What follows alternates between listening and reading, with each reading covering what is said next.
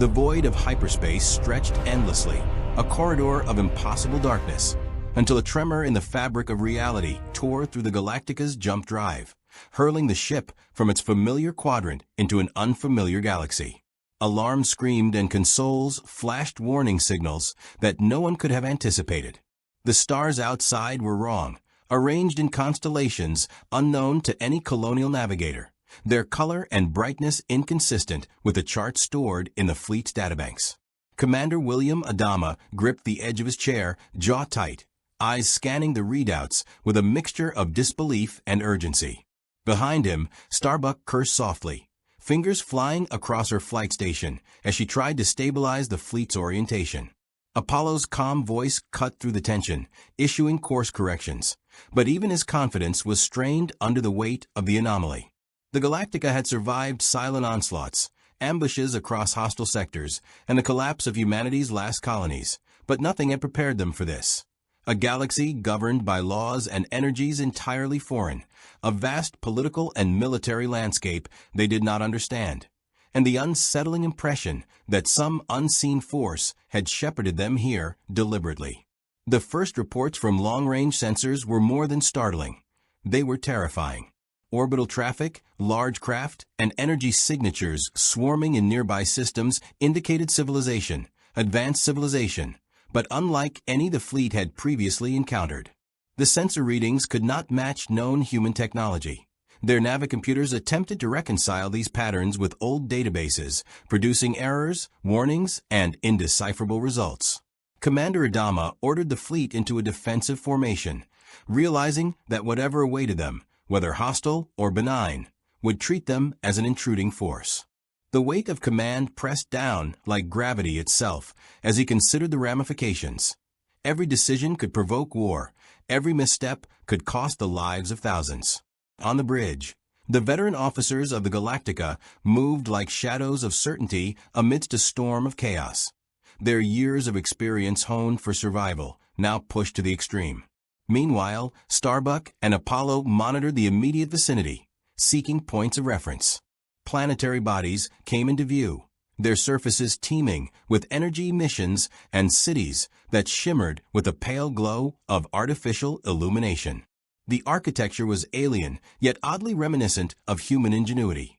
Tall spires and floating platforms rising above landscapes that defied expectations. And the air was thick with electromagnetic interference, subtle and insidious. The fleet's jump drive had expended enormous energy to traverse this rift, leaving their secondary system strained. Engineering reported increased thermal loads and minor hull microfractures, but the ship remained operational. Chief Tyrol moved efficiently, issuing orders to stabilize reactors, reroute power to shields, and maintain defensive integrity. The crew worked with precision, but there was a shared awareness of uncertainty. They had entered a region where rules as fundamental as Newton's laws might not fully apply, a region where their knowledge of physics and strategy could falter against forces beyond comprehension. On the communications deck, signals began to manifest in forms unfamiliar to colonial protocols. Patterns of encoded transmissions appeared, but their syntax defied translation. The fleet's linguistics and decryption teams scrambled to decipher them, realizing the language was structured around concepts and frequencies entirely alien. The possibility of intelligent life was confirmed, and with it came the first instinctual question that haunted every human being: friend or foe? The initial response of the Galactic Fleet was to establish a perimeter, broadcast a general distress and identification signal, and hope that logic would be recognized.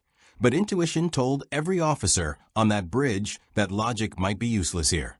Commander Adama, observing the array of unknown energy signatures and unknown civilization patterns, realized that diplomacy might not be an option at first. This galaxy would test them, and tests were not always met with fairness. Above the surface of a nearby planet, a patrol of swift, agile craft streaked through the atmosphere.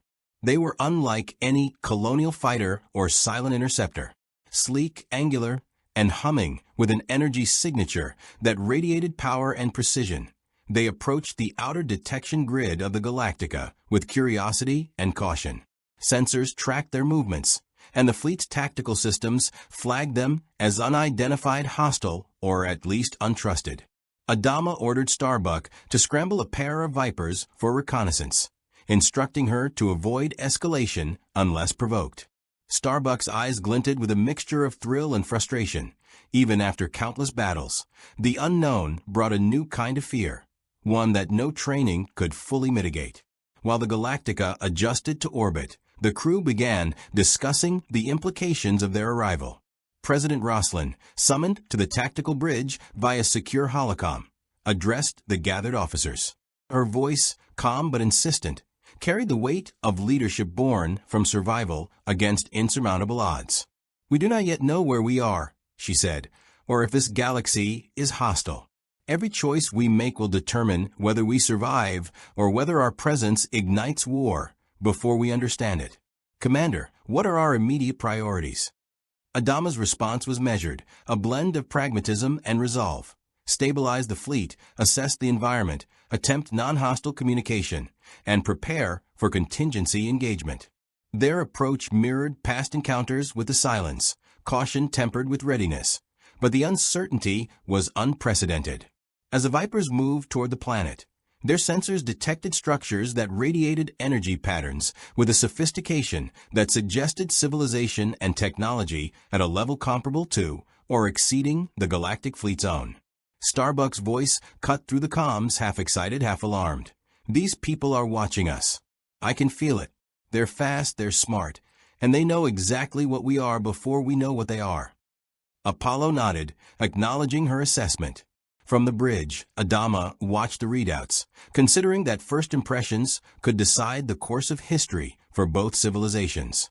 A single misstep, an errant missile, a misinterpreted transmission, could result in annihilation. Yet passivity was equally dangerous. Standing still would invite suspicion, which in a galaxy such as this could be fatal. In orbit, the crew attempted multiple communication protocols, broadcasting visual signals, encoded pulses, and even attempts to translate patterns into mathematical constants. The alien craft, however, remained evasive, observing with methodical precision. Adama convened an emergency strategy meeting in the command section. "We need eyes on them, yes," he said, "but we also need to understand their intentions. If they're hostile, we cannot survive a direct confrontation without giving ourselves time to adapt. If they're curious, we must show restraint and intelligence. Every action we take will echo across this system."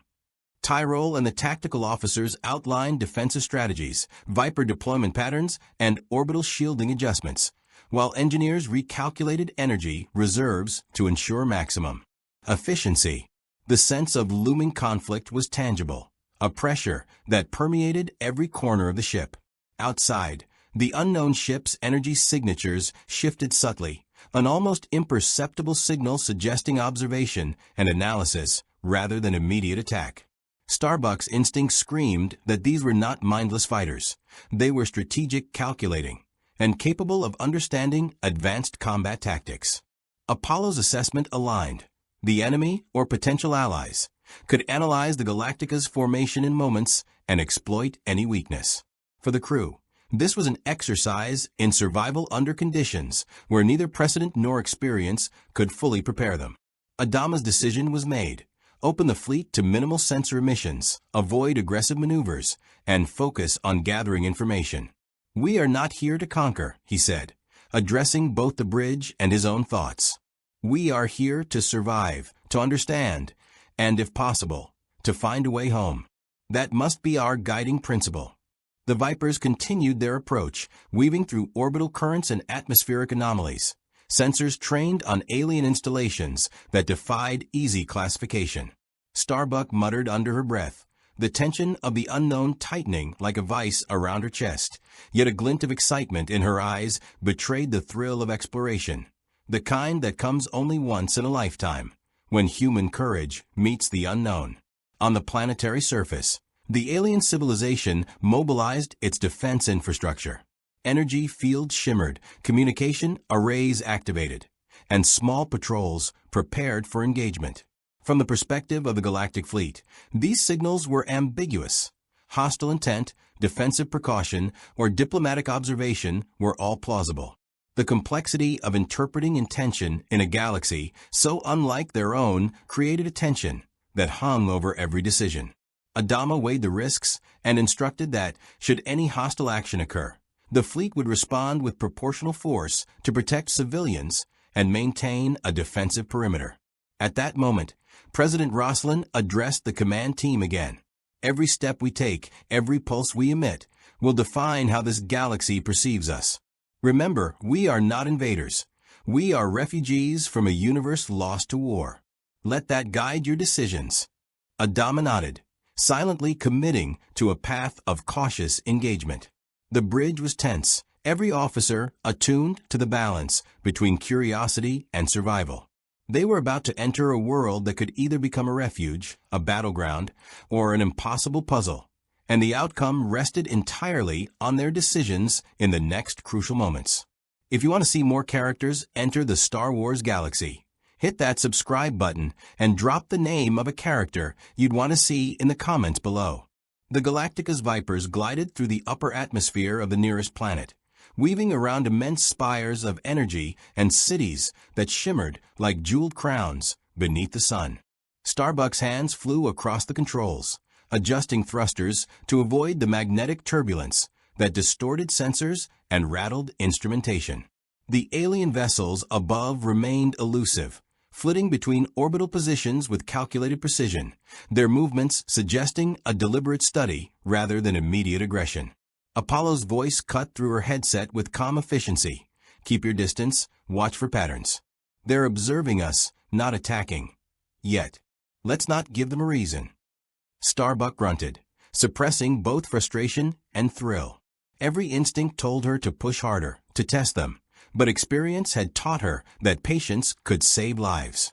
Commander Adama, standing on the bridge, monitored both the planetary scans and the Viper's telemetry, aware that any miscalculation could escalate into an interstellar incident far beyond their control. The readings were extraordinary. Structures on the surface pulsed with energy unlike anything in Colonial databanks. Defensive grids, power conduits, and what appeared to be concentrated energy cores beneath floating platforms. The patterns suggested both military sophistication and urban organization. Adama's mind raced, comparing what they were observing to known human or silent constructs. Nothing matched. This was a civilization operating on principles that felt simultaneously familiar and alien, blending technological mastery with some form of energy manipulation that could interact with the natural environment. Apollo commented on the interference they were experiencing, noting that the planetary missions were subtly disrupting communications and sensor fidelity. Tyrole's engineering teams confirmed it. Ship systems were under strain, not catastrophic, but persistent enough to require constant adjustment. The alien energy, it seemed, had a resonance with the Galactica's own systems, an almost imperceptible friction that challenged the fleet's operational stability. While the Vipers maneuvered, the planetary surface came alive with activity. The alien society deployed small, agile craft to intercept the Colonial fighters, probing their capabilities. The first encounters were non-lethal but tense. Energy pulses lit the atmosphere, scanning the Vipers and the Galactica's upper hull.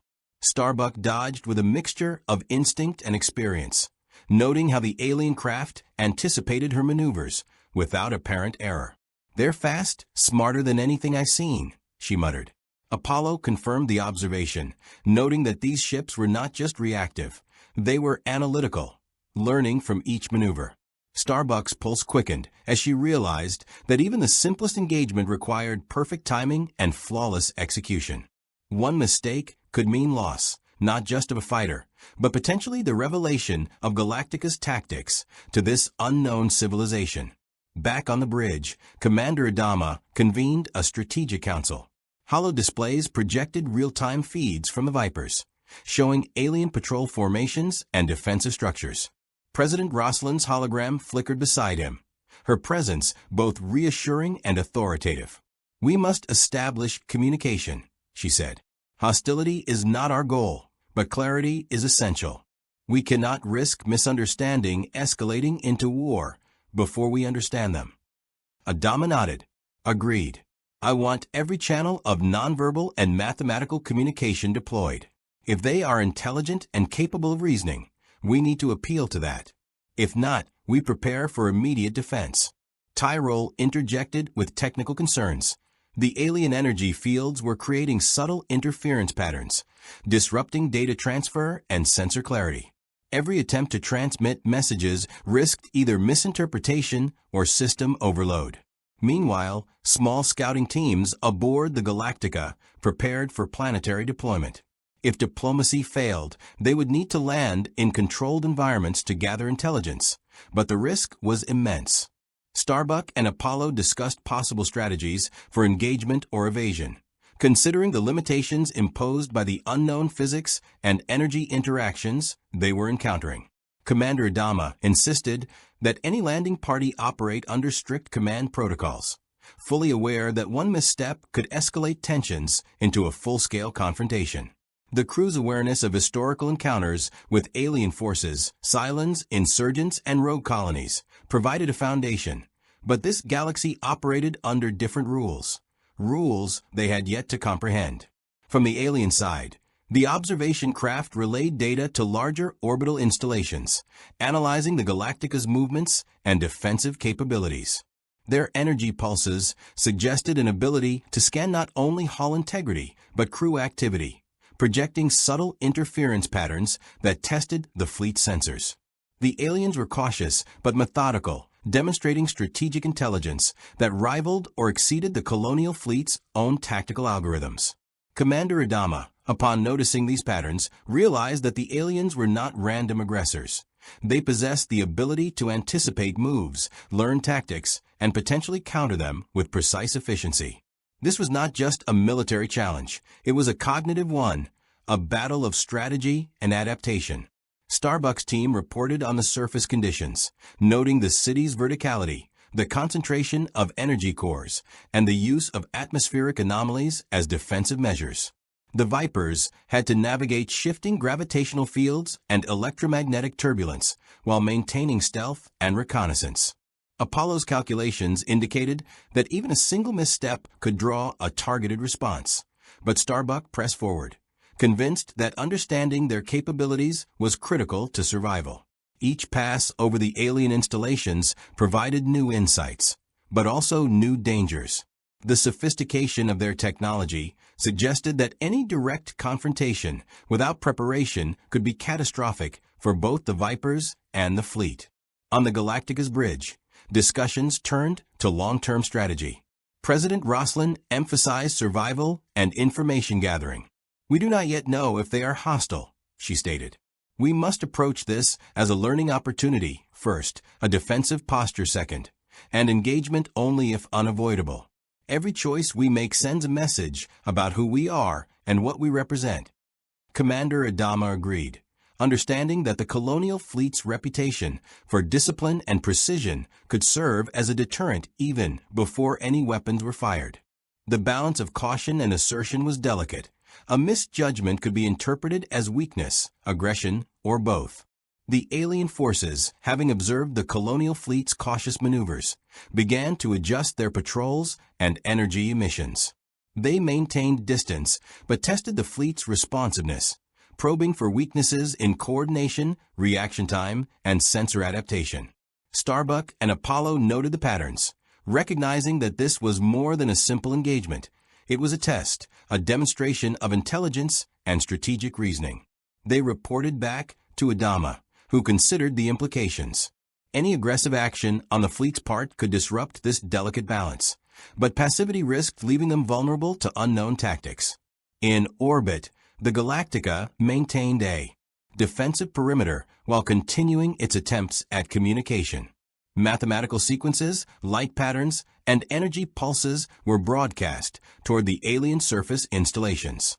Some signals were reflected, others distorted, but gradually patterns emerged suggesting that the aliens were capable of understanding and responding, albeit on their own terms. Commander Adama instructed the bridge officers to record, analyze, and adapt in real time. The Colonial fleet's experience with adaptive enemy tactics, forged in countless battles, was now being applied on a galactic scale with unknown variables. As hours passed, a small but critical breakthrough occurred. One of the alien craft responded to the Viper's approach not with aggression, but by mirroring their movements in a precise formation. Starbuck noted the deliberate pacing and symmetry, realizing that the alien forces were experimenting, testing their understanding of Galactica's fleet structure and piloting protocols.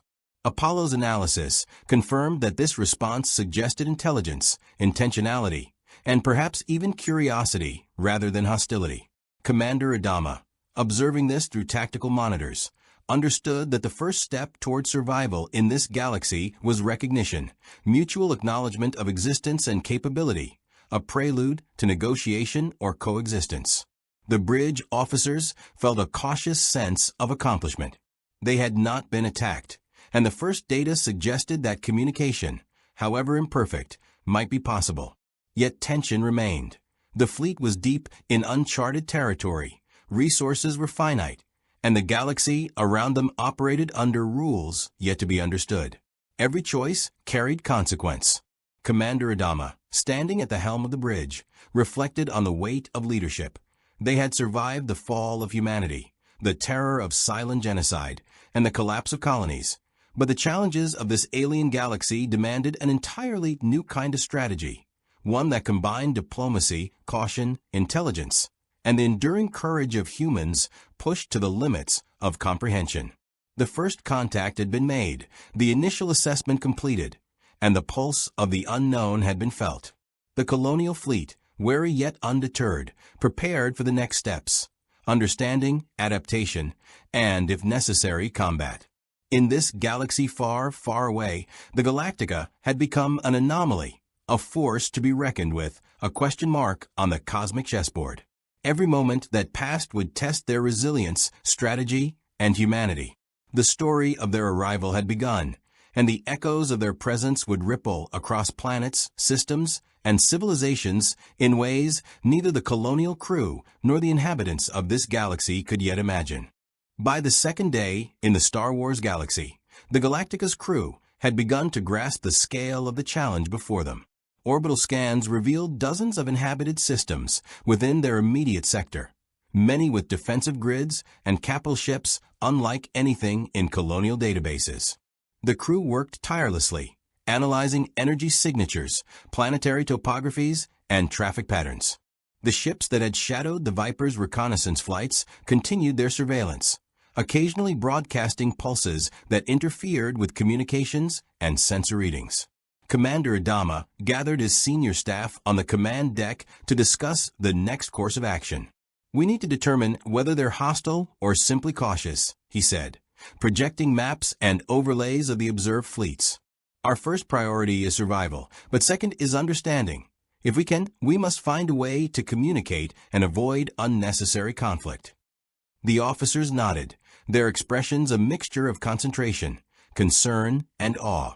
Starbuck and Apollo prepared another series of sorties, this time intending to map out orbital defense patterns more comprehensively. As they launched from the hangar bays, the airlock doors closing behind them echoed like a heartbeat, a reminder that even routine operations had taken on unprecedented gravity. Starbuck's Viper skimmed through turbulent plasma fields surrounding the planet's upper atmosphere, energy fields distorting her sensors in ways she had never experienced. Apollo followed closely, their flight paths choreographed to minimize detection while maximizing data collection. The alien patrols responded with swift, analytical adjustments, weaving through orbital channels with a precision that suggested advanced tactical reasoning. Starbuck muttered under her breath, half in disbelief, half in exhilaration, "These people are on another level. They're not just flying, they're thinking in patterns I've never seen." Meanwhile, on the bridge, Chief Tyrol and his team worked furiously to stabilize the Galactica systems. The alien energy fields were creating resonance effects that fluctuated unpredictably, subtly interfering with power distribution, sensor clarity, and communication channels. Tyrol issued constant adjustments, rerouting energy through auxiliary conduits, and monitoring heat dispersion to prevent reactor strain. The engineering staff moved with practiced efficiency, aware that even a minor oversight could lead to cascading failures. The Galactica's technology, though advanced in its own universe, was being tested against unknown physics and energy manipulations. The crew realized that adaptation, ingenuity, and rapid decision-making were now as critical as firepower. Back in the command center, President Roslin addressed the assembled officers via holocom, her voice steady despite the tension. "We must proceed with caution. Our presence here has already been detected, and while they have not attacked, any misstep could be catastrophic. I want every communication attempt logged and analyzed. We need to find out if this civilization is capable of dialogue, and if so, how we can initiate it safely." Commander Adama acknowledged her instructions, aware that the balance between caution and assertion would determine whether they established allies, neutral observers, or enemies. He turned to the tactical officers. "Prepare the fleet to defend itself if necessary. The moment we broadcast our intentions, someone might misinterpret them. We cannot gamble on assumptions." Starbuck's Viper returned from the first wave of reconnaissance with new data. The alien forces were testing their responses to maneuvering patterns, weapon emissions, and energy pulses. These were not random movements. Each adjustment reflected learning and predictive capability. Apollo analyzed the flight logs, identifying recurring patterns in patrol formations and energy emissions. "They're probing for weaknesses," he said. "They don't know our full capabilities yet, but they're already adapting to what we show them." Starbuck nodded grimly. "Then we adapt faster. If they can learn, we'll force them to keep up with us." The Galactica's crew understood that they were in a strategic dance, each side testing the other, while the stakes remained unknowably high. As the fleet orbited, communications teams attempted every conceivable method of contact. They broadcast mathematical sequences, pulsating light patterns, and encoded signals based on universal constants. Occasionally, the alien craft responded with mirrored pulses, suggesting recognition and comprehension, though the meaning remained elusive. Adama's team hypothesized that these were attempts at understanding, a cautious acknowledgement of their presence. He emphasized that any interpretation must be approached conservatively. A misread signal could provoke unintended aggression. "We are guests in this galaxy," he reminded his officers. "We are not conquerors. Every choice we make must reflect that." The alien civilization continued to display analytical behavior. Small energy pulses, orbital adjustments, and patrol patterns indicated that they were observing, calculating, and possibly communicating in ways the Colonial crew could not yet interpret. Commander Adama considered the possibility of technological equivalence or even superiority. Their energy manipulation appeared capable of disrupting sensors, their orbital maneuvers were precise, and their analysis of Galactica's fleet was systematic. Every encounter underscored the delicate line between observation and provocation. On the Galactica, the crew began simulating engagement scenarios. Starbuck and Apollo ran coordinated maneuvers, exploring defensive formations, evasive patterns, and rapid response protocols. The engineers adjusted energy output to maintain optimal shield strength, diverting excess power to critical systems in anticipation of potential combat. Tyrol noted that prolonged exposure to the alien energy fields caused minor fluctuations in sensor accuracy and weapon calibration, and suggested periodic recalibration to prevent cumulative errors.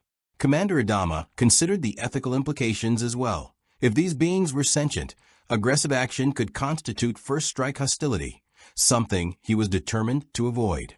While reconnaissance continued, the alien civilization made a subtle but notable move. A small craft descended into the upper atmosphere, maintaining a controlled distance from the Galactica. Its energy signature was precise, non-threatening, and deliberate, indicating a cautious approach rather than an aggressive incursion. Starbuck observed the craft through her cockpit displays, noting the precision and elegance of its flight. "They're trying to communicate without firing," she remarked. Apollo agreed. "This could be an opening. We need to respond carefully, but we have to show them we can understand."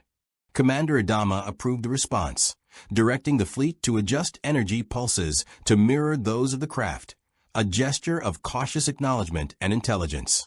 The first tentative exchange of signals occurred, a slow, methodical sequence of pulses that suggested recognition rather than hostility. Commander Adama watched as the alien craft mirrored each adjustment, their movements deliberate, measured, and eerily precise. The fleet's sensors recorded every response, every fluctuation, analyzing potential patterns in real time. This was a civilization that observed, adapted, and responded, a formidable intelligence that matched, in some ways, the strategic thinking of the Galactica's crew. The bridge team understood that trust would not be immediate, but comprehension was a first step toward potential cooperation, or at least coexistence. President Roslin addressed the command team again, emphasizing caution and pragmatism. Our priority remains survival and understanding. These beings are not hostile yet, but they are clearly capable of observation, adaptation, and analysis. Every action we take should reinforce that we are not an invading force, but intelligent participants in this encounter. Commander Adama nodded, fully aware that the next few hours could define the trajectory of the Colonial fleet's presence in this galaxy. They were no longer just voyaging through space. They were navigating the politics, perceptions, and potential conflicts of an entirely new universe. At the same time, the Vipers continued to gather critical intelligence. Starbuck noted the defensive grid configurations, energy emissions, and patrol patterns, while Apollo analyzed the likelihood of each system detecting, interpreting, and responding to their presence. The alien forces demonstrated strategic reasoning that challenged every assumption the Colonial crew had about space combat. Each maneuver, each observation, was a test, a probe into the fleet's capabilities, intentions, and limitations. Commander Adama reviewed the data with a growing appreciation for the complexity of this encounter. Survival would require patience, intelligence, and restraint as much as tactical skill. The alien civilization had not fired a weapon, but the tension was palpable. Each adjustment, each mirrored pulse, communicated awareness and capability. Starbuck remarked to Apollo that they were dancing a dangerous waltz across orbital paths, energy fields, and communication frequencies. Every misstep could have consequences beyond calculation. Commander Adama considered the ethical dimensions. If these beings were intelligent, every defensive preparation, every simulated maneuver, and every energy emission could be interpreted as threat or aggression. The responsibility of leadership pressed heavily upon him, yet he remained resolute. Survival, understanding, and the preservation of life would guide every choice. The first day of observation concluded with tentative recognition. The alien craft retreated to a higher orbit, maintaining distance while continuing to monitor the Galactica. The Colonial crew gathered on the bridge, exhausted but focused, aware that this initial contact had set the tone for all subsequent interactions. Commander Adama reflected that the galaxy they had entered was not merely a new theater of survival. It was a complex web of intelligence, strategy, and morality. Their presence had been acknowledged, yet every response, every movement, would now be scrutinized. In this galaxy far, far away, the Galactica had not yet found allies, but it had established its competence and restraint, a first step toward coexistence or conflict, depending entirely on the choices yet to be made. The Galactica's bridge hummed with calculated energy as the crew continued to analyze the alien signals, deciphering patterns that hinted at both intelligence and caution. The initial observations had confirmed what Commander Adama already suspected. These beings were highly adaptive, capable of learning from every move the fleet made. Tyrole's engineering teams were still recalibrating the power conduits to compensate for the subtle disruptions caused by the alien energy fields. "It's like they're reading our systems," Tyrole muttered to Apollo, who was leaning over the tactical console, cross-referencing orbital maneuvers with energy pulses. "Not reading them, they're anticipating them," Apollo replied. "Every adjustment we make, they adjust in turn. It's strategic, calculated." Starbuck and her fellow pilots prepared for another wave of reconnaissance, this time under stricter protocols designed to test the alien response to cooperative rather than evasive maneuvers. Instead of darting and weaving, the Vipers would fly in formation, mimicking signaling sequences that had been interpreted as gestures of intelligence during the initial exchange. As the fighters launched, the alien craft appeared to notice the difference immediately. They mirrored the formation rather than engaging aggressively, their movements deliberate, exact, and almost ceremonial. Starbuck felt a surge of respect for these unknown pilots. "They're not just thinking, they're adapting to our intentions," she remarked. Apollo agreed, noting that these patterns suggested reasoning beyond mere tactical survival. They were evaluating personality, cohesion, and intent. On the bridge, Commander Adama convened a second strategy session. "We've established that they can analyze and respond," he began. "Now we need to determine if communication beyond energy pulses is possible. President Roslin, do we continue with nonverbal transmissions or attempt an advanced attempt at holographic contact?" Roslin considered the implications carefully. "We need to proceed cautiously. They've shown intelligence, but no emotional context. Let's attempt an advanced visual signal, something universal, shapes, proportions, and movement rather than language or syntax. They must understand intent before we can escalate."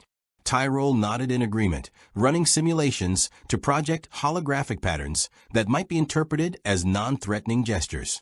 Meanwhile, small teams prepared to deploy shuttles closer to the planetary surface, aiming to observe infrastructure and activity while remaining outside perceived defensive zones. The challenge was immense. The alien civilization's technology appeared capable of creating invisible barriers, energy distortions, and fields that interfered with both sensors and propulsion systems. Each shuttle launch required precise calculations, factoring in atmospheric turbulence, energy flux, and orbital interference. Starbuck was assigned to lead one of the teams, knowing that her experience with high-stress, rapid response missions made her the ideal candidate for interpreting dynamic patterns in real time. As the shuttles descended, they entered a zone where gravity fluctuations and electromagnetic interference were stronger. The planet cities rose in spiraling towers, illuminated by energy conduits that pulsed rhythmically across their surfaces. The alien craft hovered in strategic positions, observing the shuttle formations without aggression.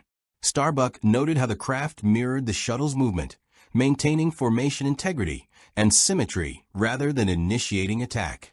Apollo's calculations confirmed that this behavior indicated intelligence operating on anticipatory algorithms, capable of adjusting not only to movement, but to predicted intent.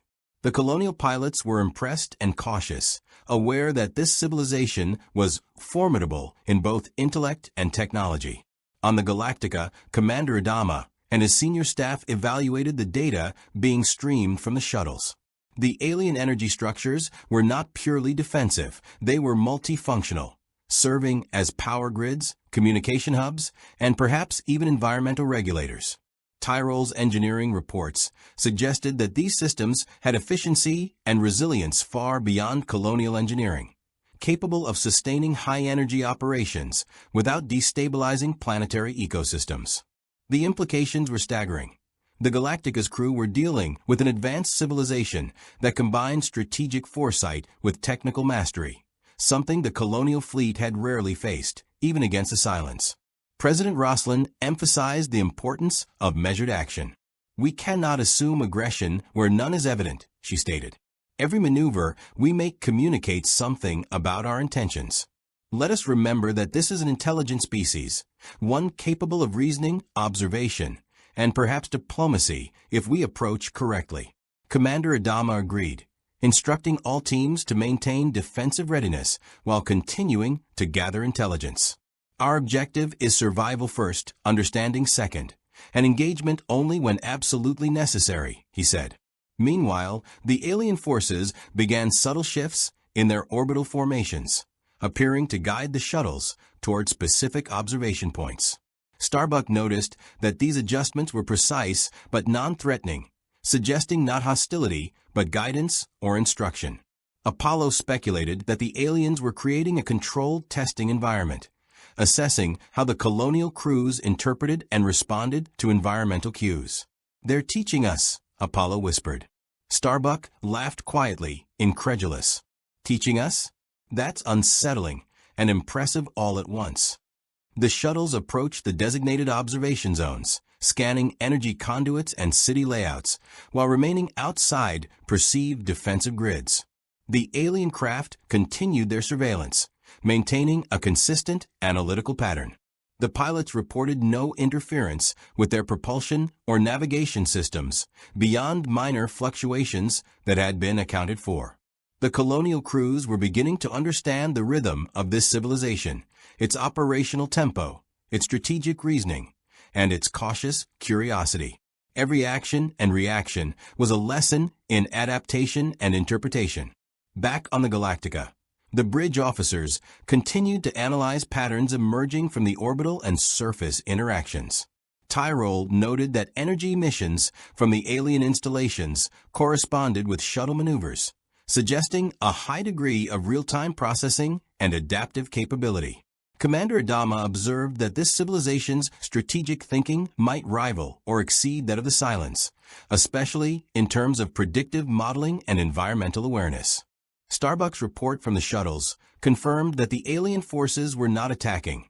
They were observing, teaching, and testing, an approach that demonstrated both intelligence and restraint. As the day progressed, the Colonial fleet refined its communication attempts. Energy pulses were adjusted to reflect mirrored formations. Holographic sequences projected simple geometrical shapes in orbit, and shuttle formations emphasized synchronized movement patterns. The alien craft responded consistently, mirroring and occasionally introducing variations that suggested experimentation or probing. Commander Adama recognized that these responses were crucial. They indicated comprehension, attention, and the capacity for adaptive engagement. This was not mindless aggression, but deliberate, intelligent observation. Evening aboard the Galactica brought a tense but hopeful mood. The crew had made significant progress in understanding the alien civilization's behavioral patterns, energy manipulations, and intelligence indicators. Commander Adama convened a debriefing, summarizing the day's findings. We have confirmed that this species is intelligent, analytical, and cautious. They have not attacked and appear capable of learning from our actions. Our task now is to maintain careful observation, refine our communication attempts, and ensure that we do not misrepresent our intentions. Starbuck and Apollo reported additional insights from the shuttles. The alien infrastructure, while defensive in appearance, displayed redundancies, modularity, and energy management principles that suggested long-term sustainability rather than immediate combat readiness. They're prepared for conflict, Starbuck noted, but they're not initiating it. Every move they make is measured, precise, almost clinical. Apollo added, we need to respond with equal precision. If we misstep, we risk signaling hostility when none is intended. Commander Adama considered the broader implications. This was a civilization that could rival the Colonial fleet in intelligence, adaptability, and technology, and yet they had not engaged in aggression. Their presence suggested a moral or strategic framework that valued observation over immediate conflict. The Colonial crew, seasoned by years of warfare, understood that patience, restraint, and careful analysis were now their most potent weapons. The day's events had laid the foundation for deeper understanding, tentative diplomacy, and, if necessary, defensive preparedness on an unprecedented scale. As the galactic night approached the alien planet, the Galactica's crew gathered on the bridge to review data, recalibrate systems, and prepare for the next phase of reconnaissance. The patterns observed, the mirrored responses, and the subtle tests indicated that this was only the beginning of a complex interaction, one that would demand intelligence, discipline, and courage in equal measure. Commander Adama reminded his officers that survival depended not only on technological superiority or tactical skill, but also on understanding, interpretation, and ethical decision-making. In a galaxy far, far away, the Colonial fleet had entered a theater of operations that would test every principle they held, challenging both strategy and morality at every turn. The following morning, the Galactica's crew awoke to a new set of variables in their already complex situation. The alien civilization had expanded its observational perimeter, introducing a network of smaller craft that patrolled the upper atmosphere with quiet precision. Their movements were methodical, almost ritualistic, suggesting not aggression, but intent analysis. Commander Adama convened his senior staff once more, emphasizing both caution and initiative.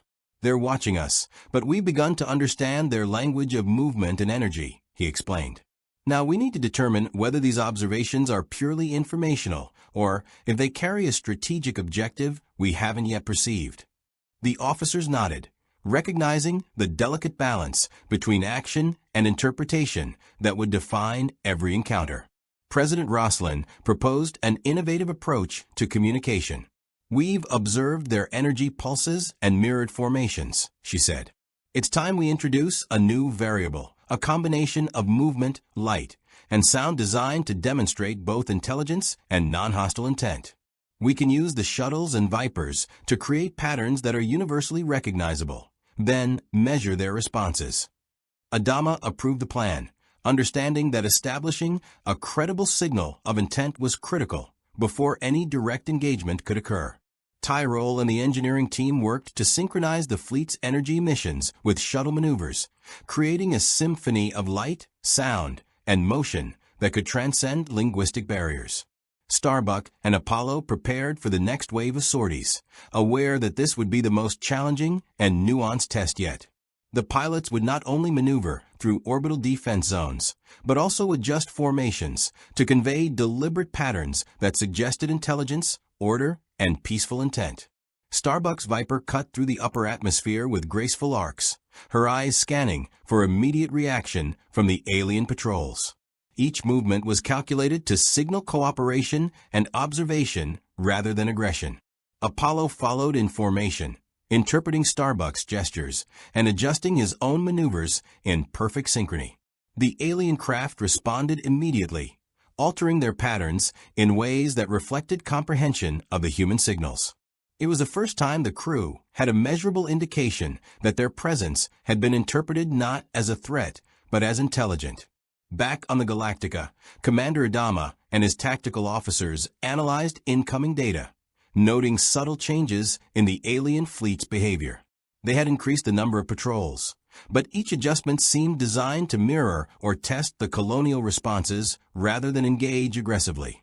It became clear that the aliens were capable of strategic adaptation, capable of predicting actions based on observed behavior, yet they had chosen restraint. Tyrol commented on the alien energy patterns, noting how their emissions seemed to respond to specific shuttle maneuvers in a predictive, almost anticipatory manner. "They're not just reacting, they're learning," he observed. "We've seen predictive modeling in silence, but this is more refined, almost like they understand intent before it's even executed."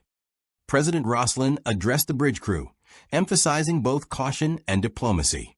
"We must remain observant, but we cannot be passive. Every signal we send, every formation we fly, every energy pulse we broadcast is a message. Let us ensure it conveys reason, intelligence, and non-hostility." Commander Adama agreed, emphasizing that the Colonial fleet's credibility depended on both competence and ethical restraint. "We demonstrate both skill and prudence. That is how we survive and communicate in this environment." As the day progressed, the shuttles continued their delicate operations within the upper atmosphere. Pilots reported that the alien craft appeared to introduce new variables into their patterns, small deviations, subtle rotations, and precise positioning that suggested they were testing the Colonial crew's interpretation skills.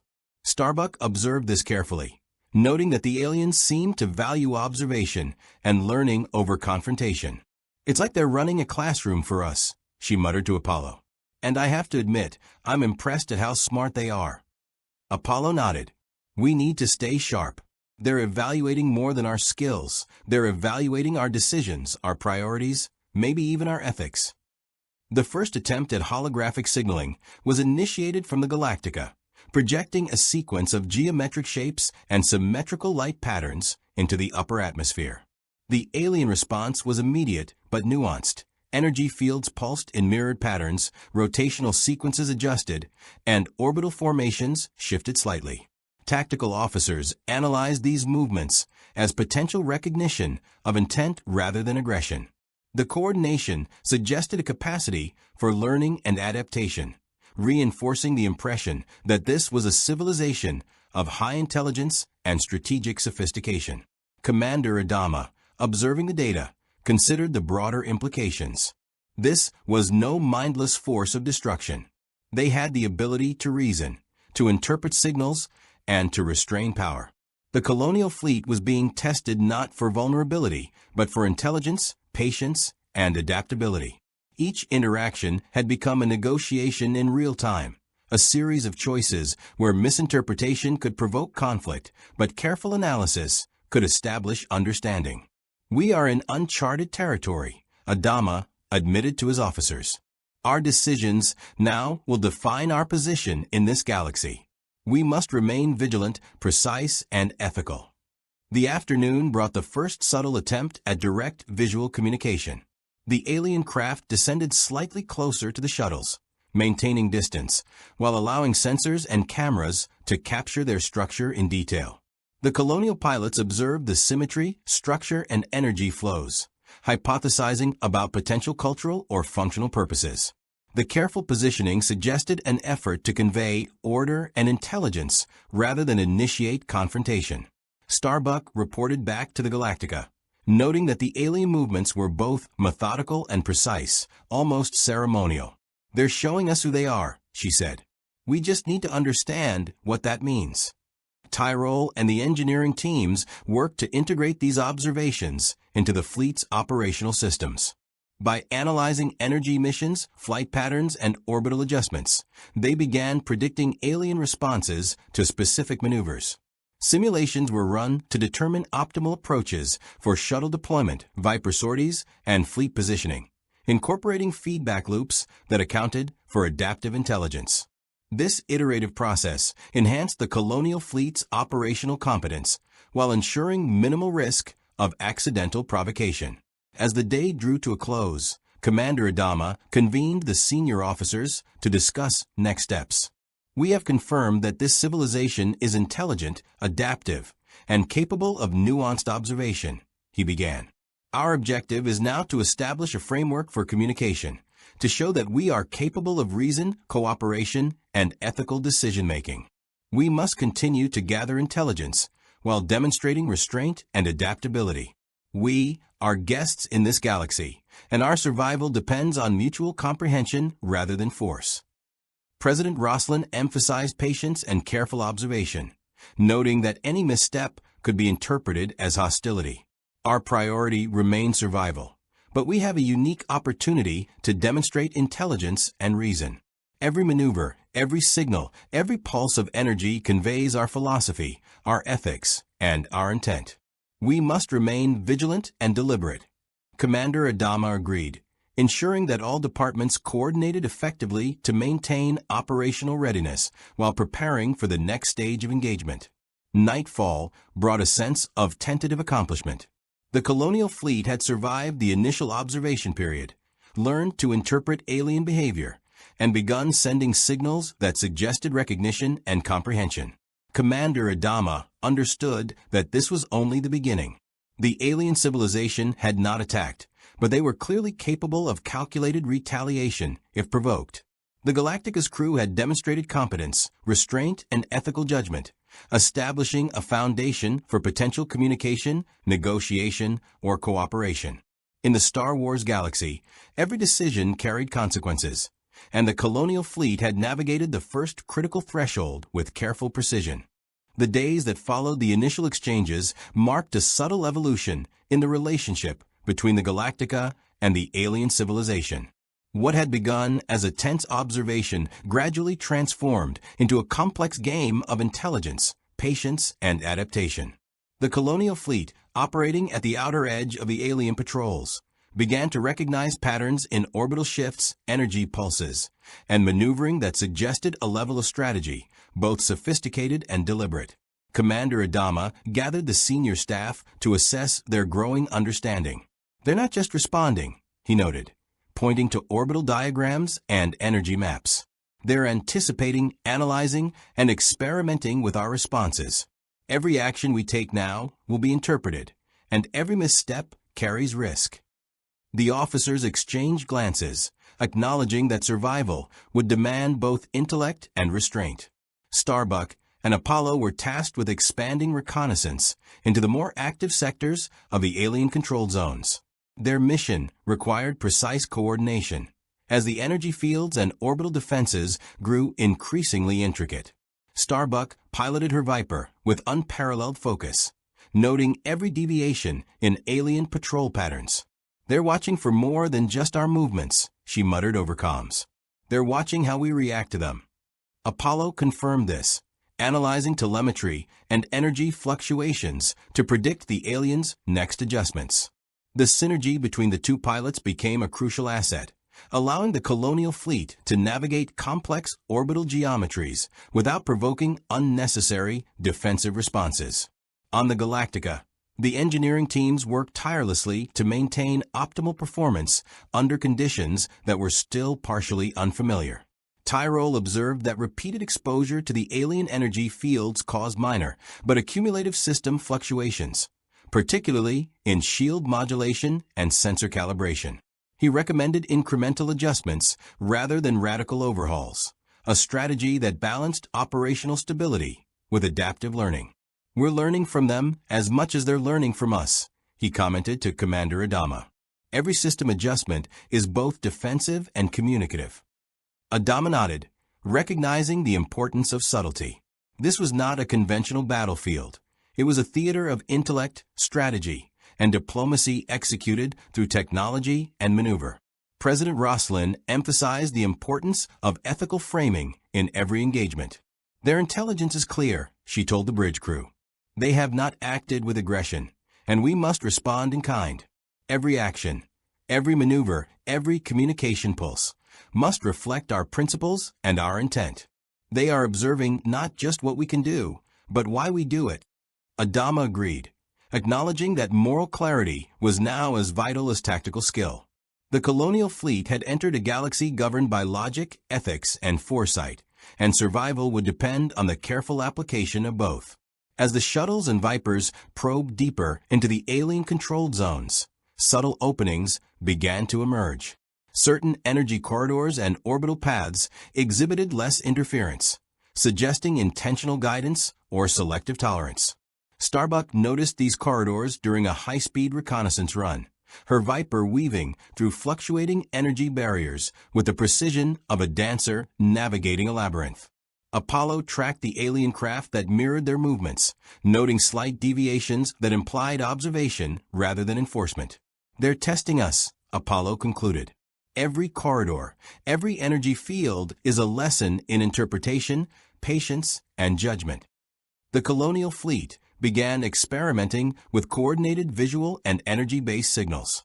Holographic projections of simple geometric forms were combined with synchronized Viper formations, while energy pulses from the Galactica were modulated to mirror the alien craft's adaptive responses. These measures were intended to convey not just intelligence, but restraint and comprehension. The alien civilization responded with equally precise adjustments, introducing subtle variations in their patterns that suggested an evaluation of the Colonial fleet's consistency, judgment, and ethical calibration. Every exchange became a complex dialogue, a negotiation without words, where intellect and intent replaced conventional communication. In one notable exchange, a shuttle maneuvered along a predetermined trajectory designed to mimic orbital harmony and demonstrate awareness of gravitational and energy dynamics. The alien craft responded by creating a temporary energy field that traced the shuttle's path in perfect symmetry. Starbuck observed the display with awe. "They're acknowledging our understanding," she whispered to Apollo. "They're communicating without speaking." Apollo analyzed the energy traces, noting variations that suggested both recognition and subtle questioning. Commander Adama reviewed the data and concluded that the aliens were actively testing the crew's ability to interpret and act with precision and care. Tyrol and his engineering teams continued refining the fleet's adaptive systems, creating feedback loops that allowed energy emissions, shield modulation, and sensor recalibration to respond in real time to alien adjustments. This technological dance became essential, ensuring that every move conveyed competence, comprehension, and restraint. Even minor errors were immediately corrected, and each adjustment became both a defensive measure and a signal of intelligence. The bridge officers recognized that this was more than survival. It was the establishment of credibility and trust through action, pattern recognition, and strategic consistency. President Roslin emphasized the broader implications during a midday briefing. "We are demonstrating to this civilization that we are capable of reason, ethical judgment, and adaptive intelligence," she said. "Our actions are a reflection of our principles, and in a galaxy where misunderstanding can lead to catastrophe, we must ensure that our principles are visible, consistent, and deliberate." Commander Adama agreed, noting that the stakes were unprecedented. This was not merely reconnaissance or survival. It was a prolonged negotiation of intent, intelligence, and morality played out in real time across orbital space and energy fields. As the day progressed, subtle behavioral patterns emerged in the alien fleet. Their movements suggested evaluation not only of skill and coordination, but also of consistency, patience, and ethical decision-making. The Colonial fleet began to recognize these patterns, adapting their operations to match the alien expectations while maintaining readiness for any unexpected escalation. Starbuck and Apollo reported that the alien craft were increasingly predictable in their mirroring, yet introduced occasional variations to test the crew's understanding. This was no longer simple observation. It was active engagement in a highly structured, morally inflected dialogue conducted through motion, energy, and technological feedback.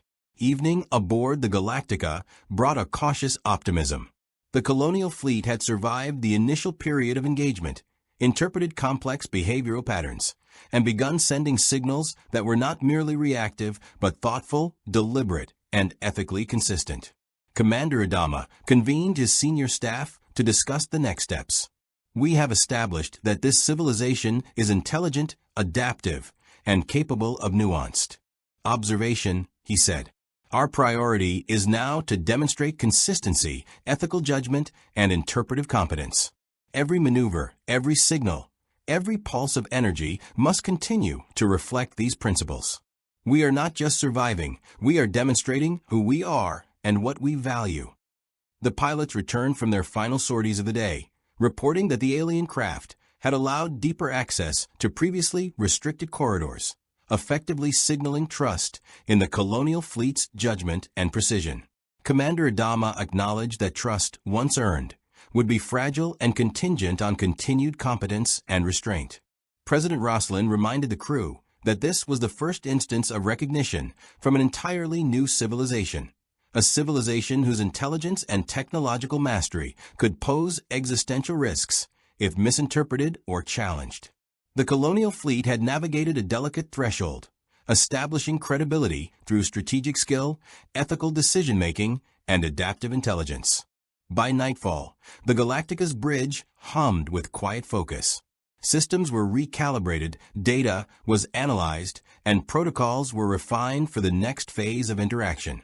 Commander Adama reviewed the orbital data, energy patterns, and shuttle reports, noting the subtle ways in which the alien civilization had begun to acknowledge and respect the Colonial fleet's intelligence and restraint. Starbuck and Apollo prepared for the next day's sorties, their flight patterns and maneuvers increasingly sophisticated, synchronized not only with each other, but with the observed behavioral algorithms of the alien craft. The Colonial fleet had not yet secured formal communication, but a foundation of comprehension, trust, and adaptive engagement had been established, a tenuous but critical step toward coexistence in a galaxy far, far away.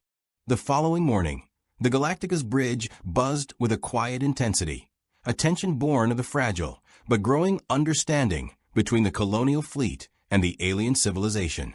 Commander Adama reviewed the previous day's data, noting the subtle but unmistakable changes in the alien behavior.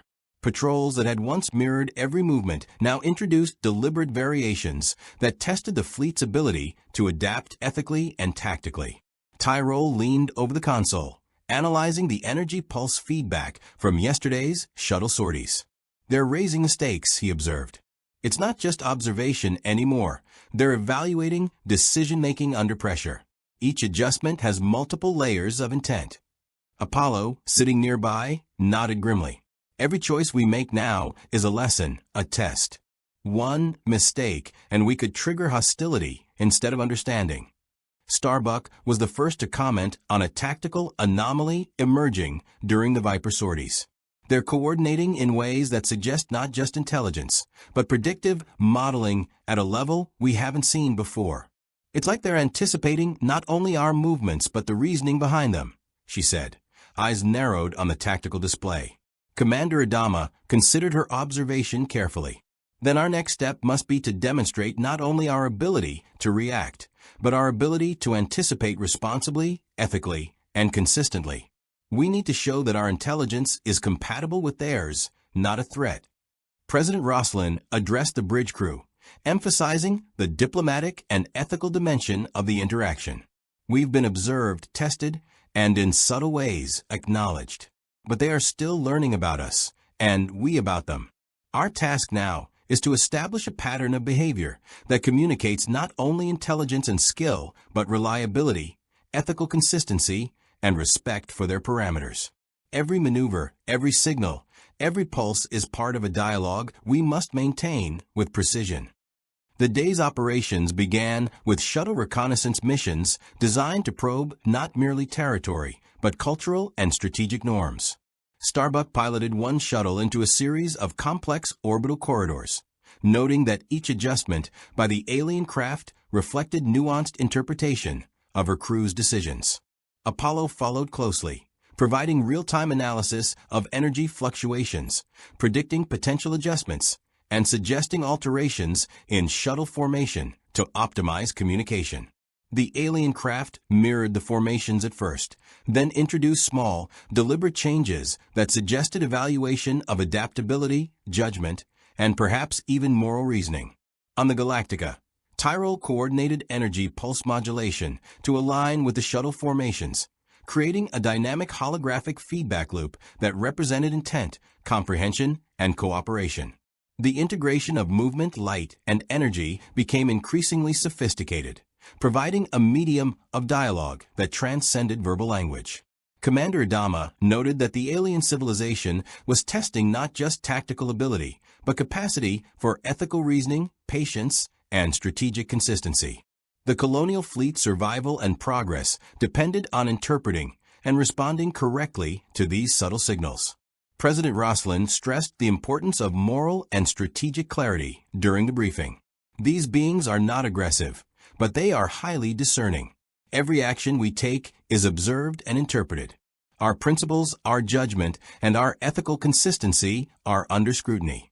Our goal is not merely to survive, but to establish credibility, trust, and mutual comprehension."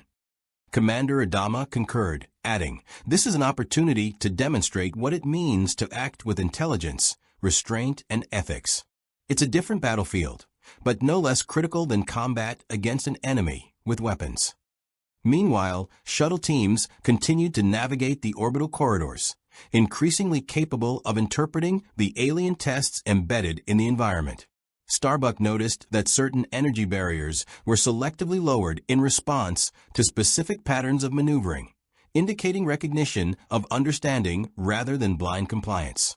Apollo's calculations confirmed that these adjustments reflected both predictive modeling and adaptive evaluation, suggesting that the aliens were capable of learning from the Colonial fleet's decision-making process. During one shuttle run, the crew observed an unusual formation in the alien patrols.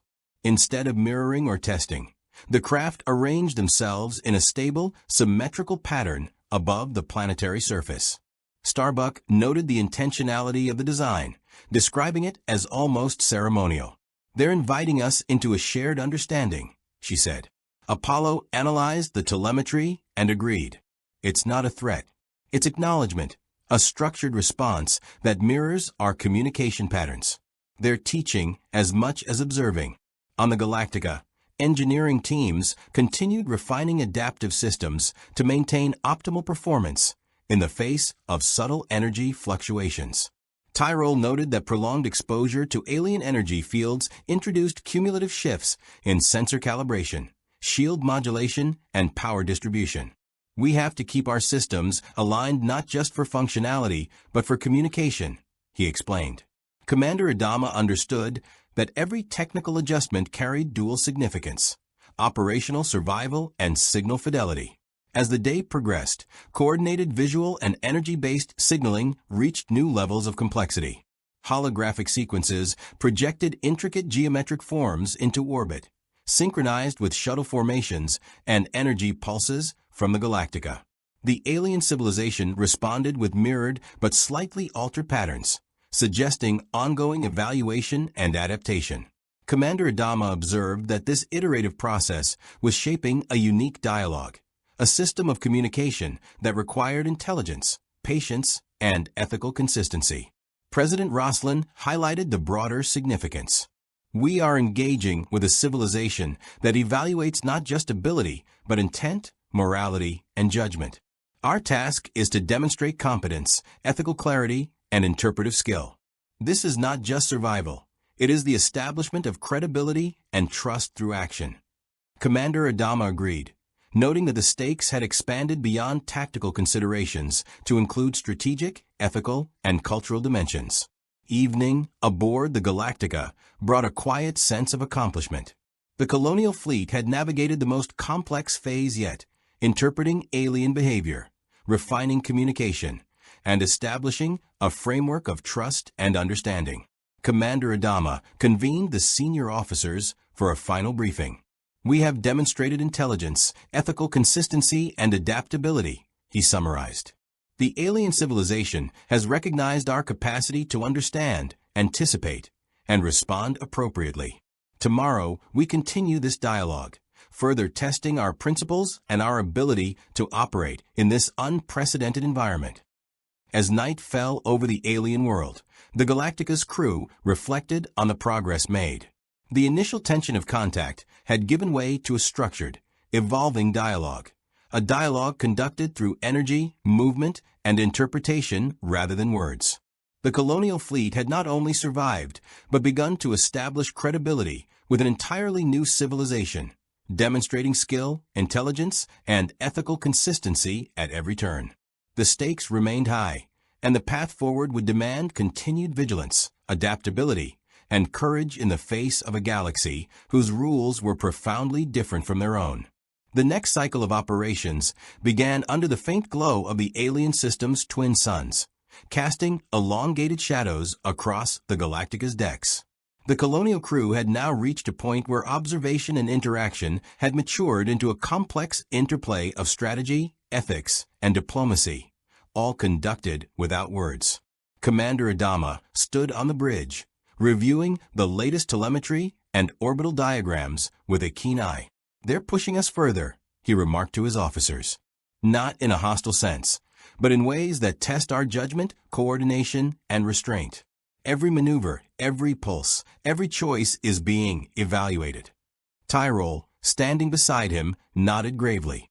"It's like playing chess with a mind that anticipates not just the moves, but the reasoning behind them. One misstep could cost more than a ship. It could compromise the dialogue we've worked so hard to establish." Starbuck and Apollo prepared their Vipers for the day's reconnaissance sorties. The alien patrols had introduced more dynamic variables, altering their positions and energy missions in ways that required careful analysis. "They're testing adaptability," Starbuck noted as she ran pre-flight simulations. "Not just our skill, but our ability to adjust ethically and consistently.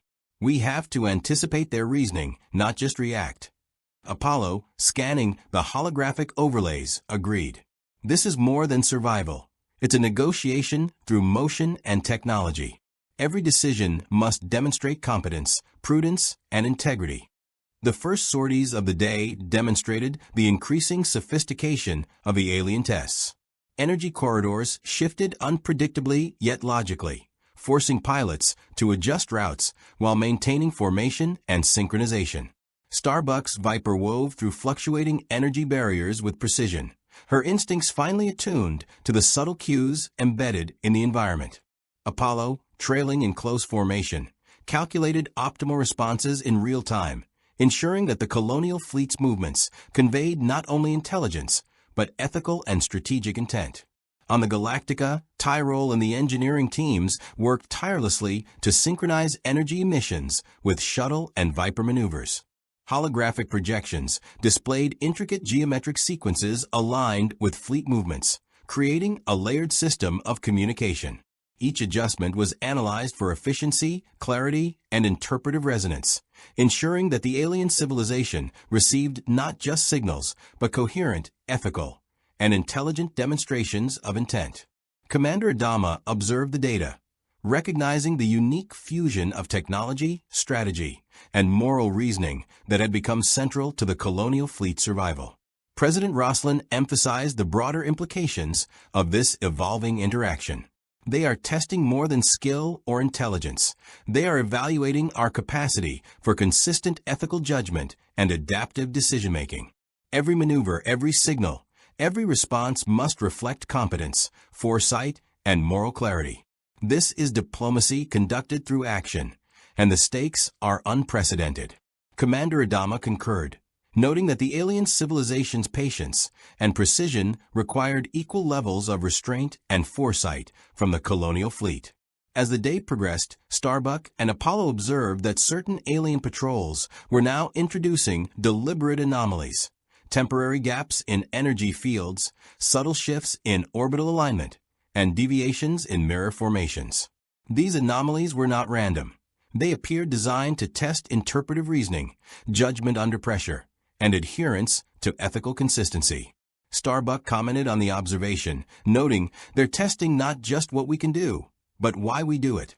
Our principles, our decisions, our ability to remain ethical under pressure.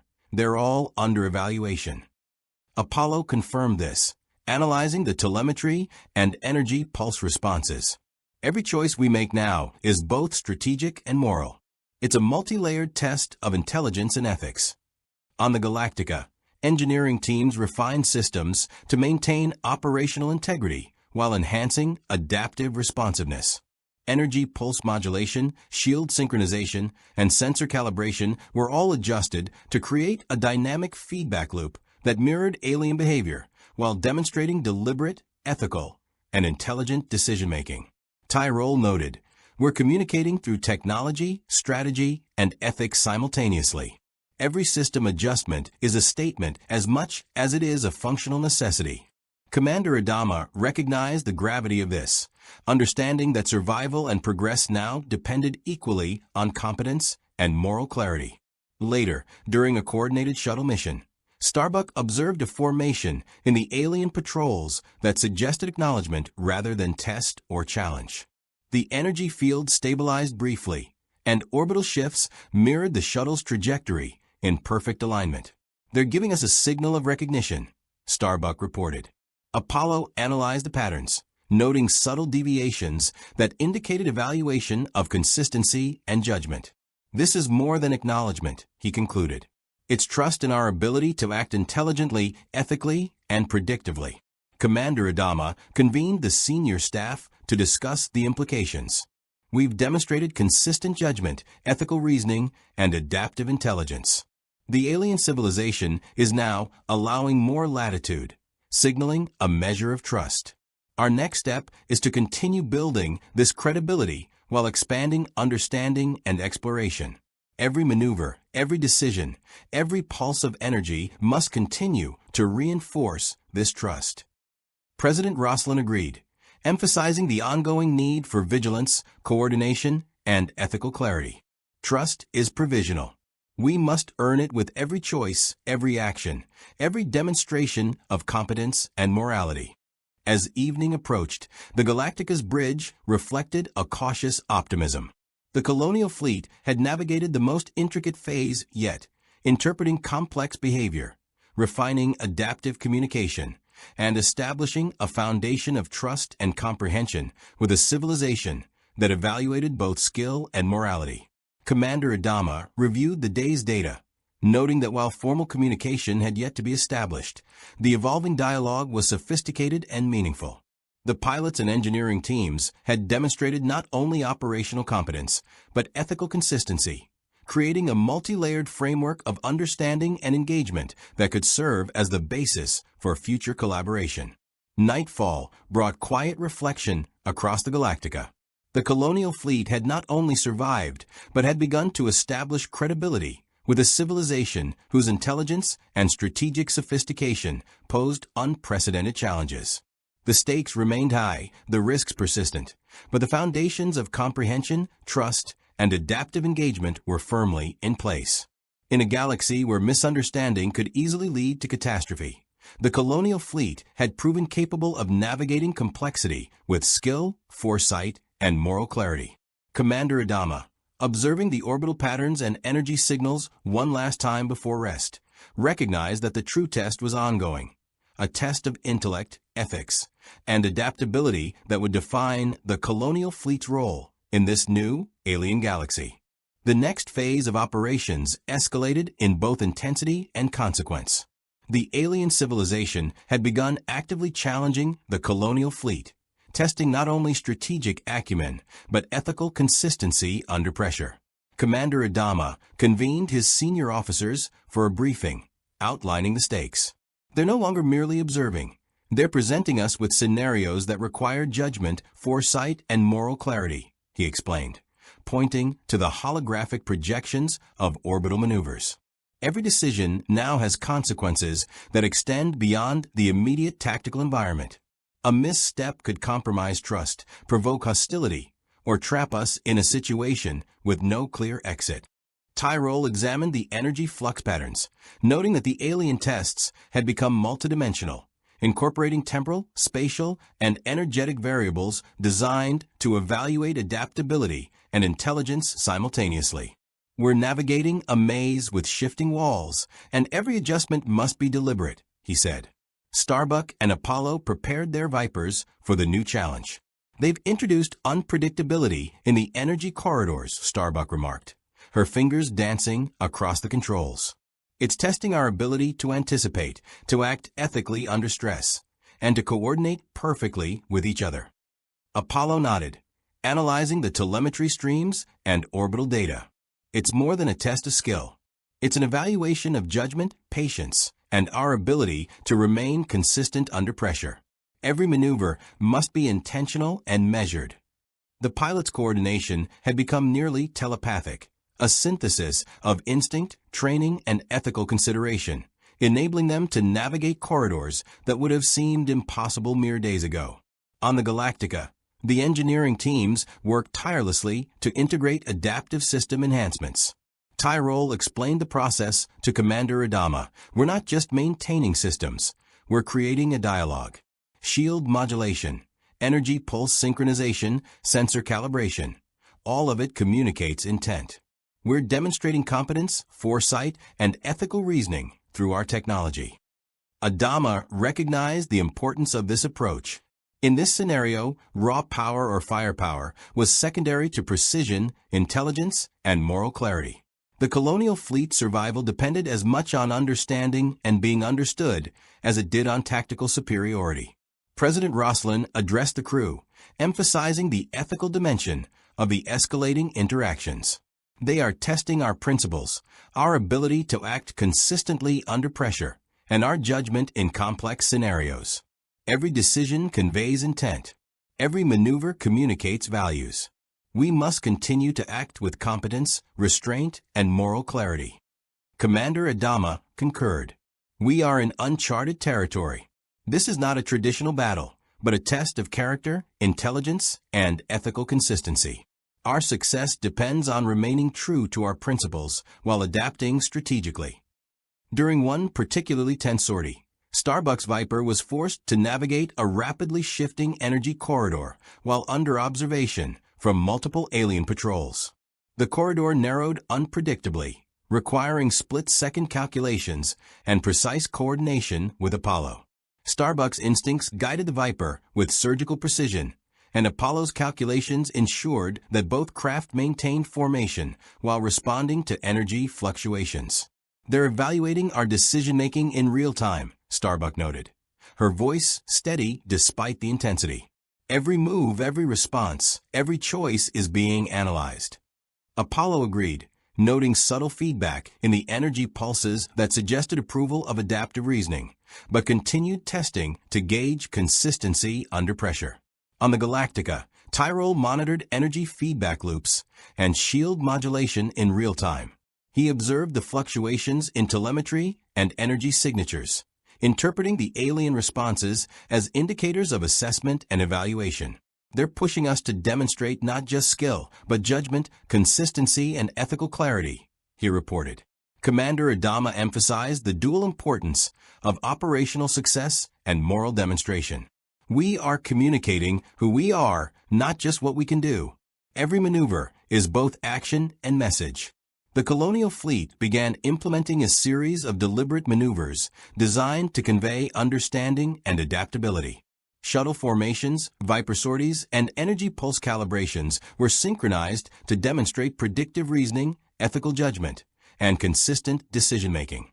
Starbuck and Apollo led a critical mission to test the alien response to coordinated strategy under dynamic conditions. The alien craft introduced intentional deviations, forcing the Colonial pilots to adapt instantly while maintaining ethical and operational consistency. "This is the culmination of everything we've learned," Apollo noted, adjusting the formation mid-flight. "Every decision must reflect skill, foresight, and judgment." President Roslin emphasized the strategic implications of the escalating engagement. "We are now communicating at a level that transcends language or conventional signals. Our actions convey intelligence, ethics, and reliability. This is diplomacy through performance, and the stakes are higher than ever." Commander Adama agreed, stressing the importance of consistent ethical behavior under pressure. "We are being measured not just for survival, but for character. The alien civilization will judge our decisions, responses, and adaptability in ways that have immediate and long-term consequences." As the day reached its zenith, the alien civilization intensified the complexity of the scenario. Energy corridors became increasingly dynamic, patrol formations unpredictable, and orbital variables multilayered. Starbuck and Apollo executed coordinated maneuvers that balanced speed, precision, and ethical judgment, each movement signaling both competence and adherence to principle. The alien craft responded with mirrored patterns that acknowledged understanding while introducing new variables, maintaining a delicate balance between challenge and recognition. By evening, the Galactica's bridge reflected both exhaustion and achievement. The Colonial fleet had demonstrated unprecedented adaptability, ethical consistency, and operational competence under extreme pressure. Commander Adama addressed the senior officers, noting the significance of their accomplishments. "We have navigated the most challenging phase yet. The alien civilization has recognized our intelligence, ethical judgment, and adaptability. We have not only survived but established credibility, laying the groundwork for a new phase of engagement." President Roslin reinforced this perspective. "Trust has been earned through action, consistency, and moral clarity. Our success is measured not only by survival, but by our ability to convey competence and integrity." As night fell across the alien system, the Colonial fleet settled into a temporary routine, reflecting on the lessons learned and the trust established. The stakes remained high, and the complexity of the alien civilization's tests would continue to challenge every aspect of the fleet's abilities. Yet the foundation had been laid for collaboration, understanding, and mutual recognition, a testament to the crew's skill, judgment, and ethical consistency. The Galactica had not only survived, but had begun to define a path forward, proving that intelligence, ethics, and adaptability could bridge the vast gulf between worlds and civilizations. The following day marked the final phase of the alien civilization's intricate testing, and the Colonial fleet approached it with a combination of anticipation, vigilance, and careful strategy. Commander Adama gathered his senior officers for a briefing on the bridge, projecting a series of complex orbital patterns and energy flux readings that represented the culmination of the alien evaluations. They have led us through challenges that tested skill, judgment, and ethical consistency, he explained. Today, we face a scenario designed to measure every aspect of our capability, tactical, moral, and strategic. Our actions now will define the perception of our civilization in this galaxy and determine whether we have earned full recognition and trust. Tyrol studied the energy data with a critical eye. The feedback loops are at peak complexity. Any miscalculation could destabilize the sequence, but precise adaptation could solidify our credibility permanently. Shuttle pilots and Viper squadrons were prepped for a series of maneuvers that required seamless coordination. Starbuck's Viper formation would navigate an orbital network where energy barriers, gravitational fluctuations, and patrol craft movements had been dynamically synchronized to test adaptability and foresight at the highest level. Apollo analyzed real-time telemetry, calculating trajectories that required rapid ethical judgment in addition to pure skill. Every choice matters, he said, not only where we fly, but how we respond to unexpected deviations and the implications of our decision-making. The sense of pressure was palpable across the bridge, but the crew had been forged by previous trials into a team capable of both high-level strategic reasoning and split-second operational execution. The alien civilization's response was immediate and exacting. Patrols shifted in complex formations that suggested predictive modeling and ethical evaluation. Energy corridors and gravitational vectors changed dynamically, testing the Colonial fleet's ability to maintain composure, act with precision, and demonstrate consistent moral judgment. Starbuck navigated through a particularly narrow sequence, adjusting for simultaneous shifts in energy pulse intensity and orbital displacement. Apollo followed in close formation, managing adaptive maneuvers while maintaining alignment with the ethical considerations embedded in their response patterns. Commander Adama observed the sequence from the bridge, noting subtle signals in the telemetry that indicated recognition and evaluation from the alien civilization. On the Galactica, engineering teams worked in perfect synchronization with the bridge crew. Tyrol monitored energy pulse modulation and shield harmonization, ensuring that the fleet's technological responses communicated both competence and ethical intent. We're not just maintaining systems, he explained. We're demonstrating consistency, judgment, and reliability. Each adjustment is both operational necessity and message. Commander Adama emphasized that the stakes were not merely tactical but philosophical. The alien civilization was assessing the very character of the colonial fleet, evaluating their principles, ethics, and capacity for responsible decision-making. President Roslin addressed the crew with a sense of urgency and purpose. "This is more than survival or tactical execution," she said.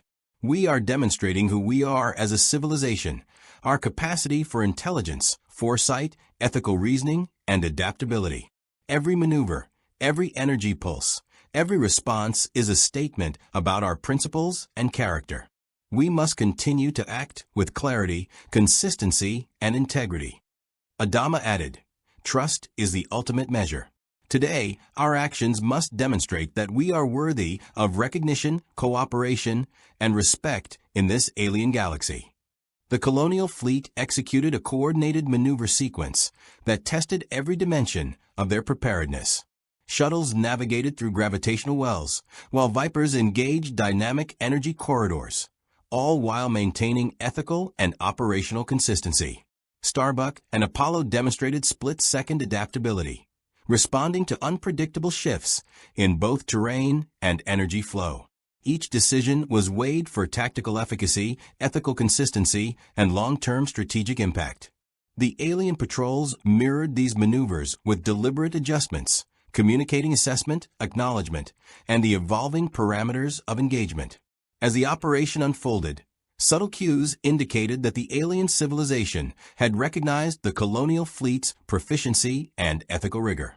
Energy patterns stabilized in a manner that suggested approval, while patrol formations aligned in a symbolic demonstration of acknowledgement. Starbuck commented on the significance. They're signaling that we've met their expectations, that our judgment, skill, and ethical consistency are recognized. Apollo analyzed the telemetry and agreed. It's not just recognition, it's acceptance. We've demonstrated that we can operate in this galaxy with intelligence, morality, and adaptability. Commander Adama convened the senior officers for a final assessment. We have navigated every test, every scenario, every challenge they could devise. Our skill, judgment, and ethical consistency have been recognized. The alien civilization has effectively granted us trust, acknowledgement, and a platform for further collaboration. This is not victory in the conventional sense, but it is the most meaningful achievement possible. Recognition as competent, ethical, and adaptable participants in a complex galactic environment. President Roslin added, "Our success is not measured in enemy losses or territory gained, but in credibility, trust, and the ability to act with intelligence, ethics, and foresight. We have earned their respect and opened the door for future engagement." Evening fell across the alien system, and the Galactica's crew reflected on the trials of the past days. The journey had been more than a test of tactical skill. It had been an exploration of character, judgment, and moral clarity under unprecedented conditions. The Colonial fleet had demonstrated that intelligence, adaptability, and ethical decision-making were as critical to survival and influence as firepower. Commander Adama summarized the achievement succinctly. "We have proven that a civilization can bridge vast differences through competence, integrity, and ethical consistency. Our place in this galaxy has been recognized, and we have laid the foundation for ongoing cooperation and understanding." Starbuck, looking at the orbital displays, added, "It's remarkable. We came into this galaxy as outsiders, uncertain and challenged, and now we're acknowledged. Not just for what we can do, but for who we are and the choices we make." Apollo nodded. "The real lesson is that ethics and intelligence, when combined with skill and courage, can speak louder than weapons. We've created a dialogue that transcends language, species, and technology." As the stars shifted above the alien world, the Colonial fleet settled into a new rhythm, a partnership based on mutual recognition, trust, and understanding. The alien civilization had revealed not only its intelligence, but its values, testing the Colonial crew in ways that demanded patience, judgment, and moral clarity. The Galactica had endured, adapted, and ultimately earned acknowledgement, proving that competence, ethical reasoning, and strategic adaptability could overcome even the most alien of challenges. The crew had not only survived, but had established a lasting legacy in a galaxy far beyond their own, opening doors for future exploration, dialogue, and cooperation. The trials faced by the Colonial fleet in the Star Wars galaxy had come to a close, leaving a legacy that extended far beyond simple survival. Through intricate coordination, ethical decision-making, and strategic adaptability, Commander Adama and his crew had demonstrated the full measure of their capabilities, proving that intelligence, moral clarity, and courage could resonate even across the boundaries of galaxies. They had faced challenges that tested not only their piloting skills and technological mastery, but their principles, judgment, and ability to maintain ethical consistency under pressure. In doing so, they had earned the recognition and trust of a civilization whose intellect and methods were as alien as the galaxy itself, proving that understanding and respect could transcend cultural and biological differences. For the Galactica's crew, the experience was transformative. Starbuck had refined her instincts, learning to balance impulsive action with ethical foresight, while Apollo had expanded his analytical capabilities to incorporate moral reasoning alongside tactical calculation. Tyrol and the engineering teams had demonstrated that technology could serve not only as a tool of survival, but also as a medium for communication and ethical demonstration, using adaptive energy modulation and synchronized maneuvers to convey intention and integrity. President Roslin and Commander Adama had guided the fleet through unprecedented diplomatic, moral, and strategic trials, ensuring that the decisions made were consistent, principled, and reflective of the values that defined humanity in their own universe. The alien civilization's tests had been exacting, yet fair, emphasizing not the raw power of the colonial fleet, but their capacity to act with foresight, judgment, and ethical awareness. Every maneuver, every energy pulse, and every calculated decision had been observed and evaluated, revealing both the competence and character of the crew. What might have seemed like arbitrary obstacles were, in reality, a meticulously constructed system of evaluation, pushing the Colonials to their limits in both intellect and principle. The success of the Galactica was not merely a victory of skill, but a triumph of integrity, strategy, and the ability to navigate complex, high-stakes scenarios without compromising ethical standards. The broader implications of this recognition were profound. The colonial fleet had not only secured its own survival, but had established a precedent for intergalactic cooperation, setting a benchmark for how civilizations from radically different universes could interact, communicate, and assess one another.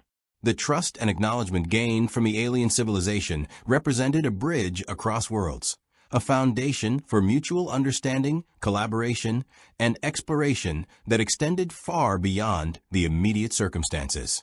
In a galaxy governed by the Force, diplomacy, and technological prowess, the Galactica's approach demonstrated that intelligence, morality, and adaptability were the keys to meaningful engagement, even in the most unfamiliar and challenging environments.